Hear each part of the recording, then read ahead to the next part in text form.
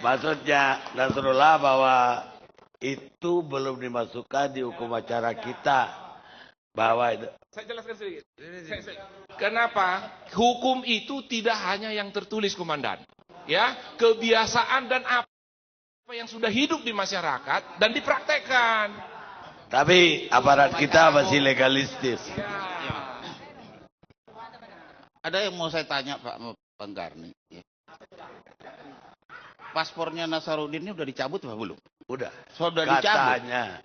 Kalau udah dicabut, berarti dia nggak punya kewarganegaraan lagi. Kenapa mesti kita panggil-panggil? Kenapa mesti kita jemput?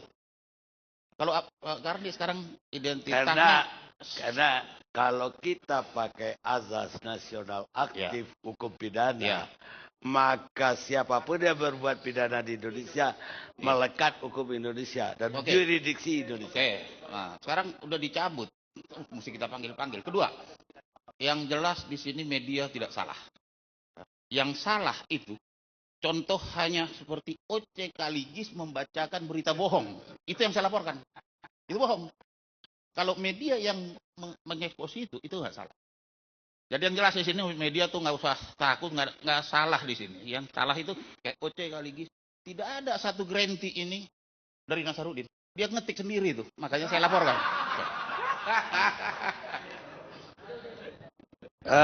Saya kira Anwar Fuadi publik yang minta ada bicara. Atau kalau enggak katanya ada nyanyi gitu. Ada nyanyi aja di sini katanya. Ini pendiri Demokrat nih, Bang. Bukan di Twitter rame minta Anwar Fuadi itu jangan melongo aja, suruh ngomong katanya. Kalau enggak suruh nyanyi gitu. Baik, Bang Garni. Saya boleh ngomong, Firman, Bang? sebentar, Firman dulu. Pak Karni, saya pikir kita mengenal ada yang disebut dengan animus injurendi. Jadi kalau sebuah pemberitaan itu dikatakan memiliki niat atau maksud menghina, maka pemberitaan itu baru jadi masalah.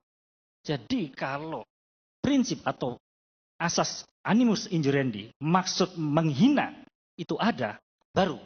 Tapi kalau tidak animus injurendi, itu tercover dalam sebuah berita, ya tentu berita ini harus diterima sebagai kebenaran yang investigatif. Bukan kebenaran yang yuridis. Saya ingin tanggapi teman-teman, agak tolong dibedakan. Target kebenaran yang dikejar oleh media adalah kebenaran investigatif. Sebenarnya kebenaran yang dikejar oleh hukum adalah kebenaran yuridis. Nah, itu perbedaan. Baik, terima kasih. Jennifer. Sebetulnya kegalauan saya selama ini hari ini yang harus saya buka. Nasarudin sewaktu dia di status sebagai saksi, saya ketemu langsung dengan beliau di Singapura.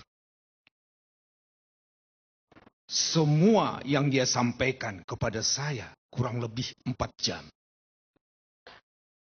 Cerita yang beredar sekarang itu semua diulangin dan itulah yang disampaikan kepada saya. Tetapi pada saat itu saya tidak percaya kepada cerita dari Nasarudin. Kemudian dia katakan kepada saya, abang tok tidak percaya sama saya. Saya percaya sama you, tapi saya masih kurang yakin. Kemudian dia keluarkan ada kwitansi. Saya tidak kenal itu kwitansi, tetapi saya tahu yang tanda tangan itu adalah salah satu petinggi dari Demokrat. Kemudian yang kedua, yang sangat saya kaget adalah dia bercerita siapa-siapa yang datang ke rumahnya. Kemudian yang khusus lagi, dia sebut nama Chandra Hamzah. Pada saat itu saya katakan, I don't trust you. Kenapa? Loh, kamu ini terlalu panjang cerita. Saya kurang percaya.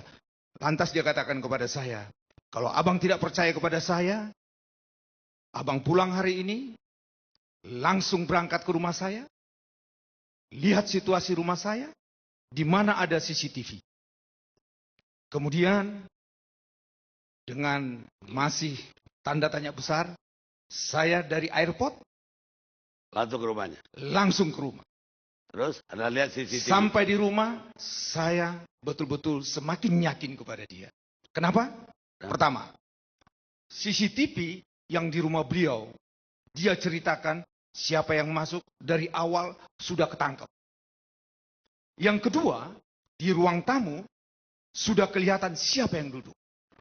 Yang ketiga, sampai di kolam renang di belakang, semua terrecord. Ya, tapi recordnya Anda lihat. Kemudian saya katakan kepada dia, Nazarudin, saya mau menjadi lawyer kamu kalau you perlihatkan kepada saya. Bang, dia katakan, kenapa you tidak percaya itu ada semua? Tidak orang bodoh saya membuat CCTV kalau tidak beroperasi. Yang menjadi pertanyaan bagi saya.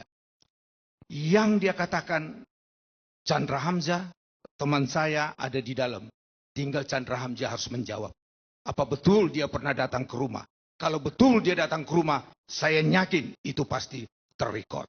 Sama seperti yang dia jelaskan kepada Ya, saya. tapi Anda tidak lihat recordnya kan? Disitulah perbedaan saya sama dia.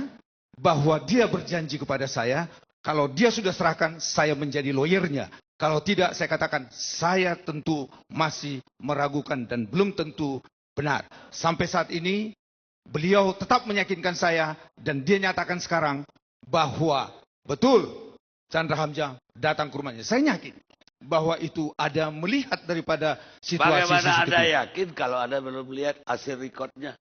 Bahwa Karena- dia punya CCTV, banyak orang punya CCTV. Oh, begini, saya sudah dia gambarkan bagaimana pertama masuk naik mobil apa. Kemudian ada... Dia yang punya rumah ya dia tahu dong di mana aja CCTV. Betul, tetapi dengan penjelasan dan saya lihat bukti ini, saya semakin yakin. Tetapi yang bisa menjawab tentu hanya Chandra Hamzah. Kalau dia benar datang, berarti dengan demikian terrekod. Itu yang perlu saya sampaikan. Dengan demikian, saudara pilih yang tadi saya dengar Anda Skype tadi, itu apa yang disampaikan itu, itulah yang disampaikan kepada saya. Kebenarannya tentu Nazarudin yang harus bertanggung jawab. Terima kasih. Pak Benyamin. Hah? Oh iya. Bisa berdiri lah. Dalam tatanan hukum kita yang disebut media itu adalah media elektronik dan media cetak. Wow. Baik, terus sih Pak. Dalam tatanan hukum kita yang disebut media itu adalah media elektronik dan media cetak. Saya punya pengalaman tahun 1996 di mana suatu media cetak dipersalahkan oleh penguasa memblow up suatu berita di mana terdapat penggelembungan dalam pembelian kapal-kapal ex Jerman Timur. Karena kesalahannya itu, mass media cetak itu langsung beredar. Yang kami tangani adalah bahwasanya keputusan menteri, suatu keputusan menteri loh ya, adalah bertentangan dengan undang-undang pokok pers karena sama dengan undang-undang yang sekarang 40 tahun 199 pasal 4 bahwasanya di Indonesia dalam dunia pers tidak dikenal pemberedalan. Penanganan secara pidana kami kesampingkan karena kami berpendapat bahwasanya soal pers itu adalah ditangani melalui undang-undang pers. Dan ini pendapat kami itu sudah dikukuhkan oleh Mahkamah Agung bahwasanya setiap hakim yang mengadili pers itu adalah tetap menggunakan hukum pers bukan hukum pidana. Dan juga yang menggembirakan adalah dengan baru-baru saja 2008 13 Desember kami tahu Ketua Mahkamah Agung telah meminta kepada para hakim agar dalam penanganan pers penanganan tentang mengenai media pers itu diminta keahlian daripada Dewan Pers dan di mana Dewan Pers itu memang sudah merekomendasikan dan sudah mensertifikasi beberapa person yang qualified untuk bersaksi di muka pengadilan dalam hubungan penanganan kesalahan-kesalahan pers yang dilaksanakan. Terima kasih. Baik. Terima kasih, Pak Karni. Saya adalah mantan tim suksesnya Anas Urbaningrum. Oke. Ya. Jadi sebelum Mas Anas dulu berani mencalon, memang kita yang minta untuk beliau mencalon, tapi beliau tetap antara iya dan tidak. Namun berkat jasa Prof. Mubarok lah, Mas Anas akhirnya berani maju. Jadi di sini apa yang dikatakan oleh Mas Anas bahwa memang dia tidak punya ambisi untuk itu memang nyata. Nah kemudian waktu mulai kita bentuk tim dan segala macam ya, nah itu berjalan dengan baik.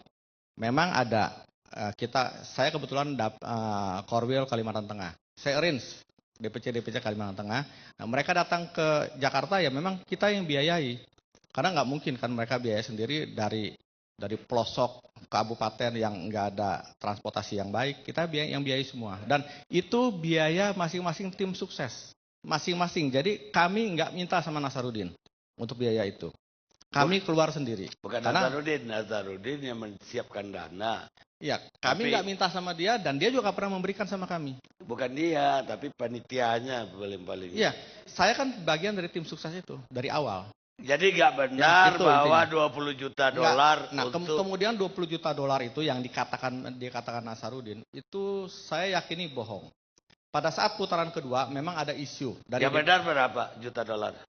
Tidak ada ya itu terus. Seperti itu. Nah, yang ada memang ada isu yang beredar dari DPC yang belum menjadi timnya Anas itu pada minta uang. Ya. Dan kami bilang tidak ada itu, kalau memang mau pilihlah Mas Anas. Nah, kami juga berusaha untuk melacak, emang benar ada uang itu? Ternyata tidak ada, dan saya tidak pernah dapat itu uang itu. Jadi saya mengatakan itu bohong. Kalau memang benar ada, buktikan aja sama Nazarudin. Itu. Terus kemudian,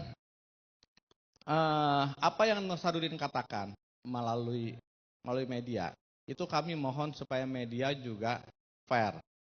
Katakan apa adanya dan jangan sampai media itu membentuk opini. Karena sekarang yang beredar itu seolah-olah ya, media sudah membentuk opini bahwa keterangan Nazarudin itu adalah benar adanya. Seperti tadi rekan-rekan kita di sini juga.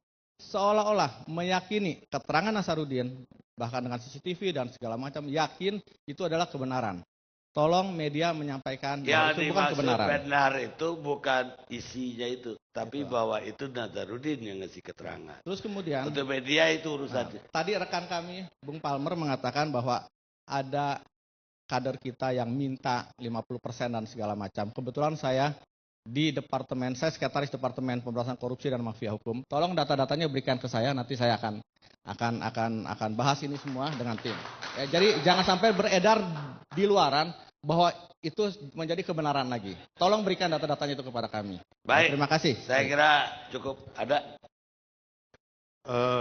tema diskusi ini dan juga apa yang disampaikan dalam berbagai pemberitaan itu mengingatkan saya pada pandangan dari Presiden Amerika yang ke-16, Abraham Lincoln. Dia itu bekas lawyer.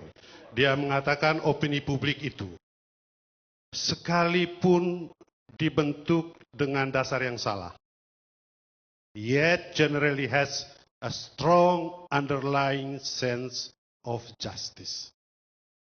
Jadi dia menggarisbawahi, memberikan garis bawah yang kuat akan rasa keadilan. Saya kira